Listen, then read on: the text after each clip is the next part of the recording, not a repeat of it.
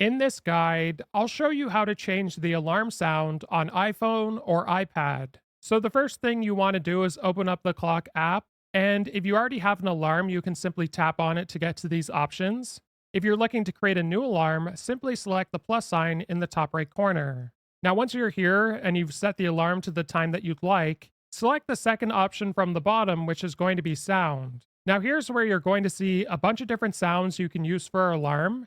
And if you look at classic at the bottom, there's going to be another huge list of classic sounds you can use for it. Now, if we go back and you scroll on up on this page, you'll also find songs where you're able to pick a song if you've purchased it from the iTunes store and added it to your device. Now, if you press cancel in the top right corner and scroll up further, you'll also see a store where you can purchase tones for your alarm. So once you're happy with the alarm sound you've selected, simply press back in the top left corner, and then you want to press save in the top right corner so you now have this new sound set.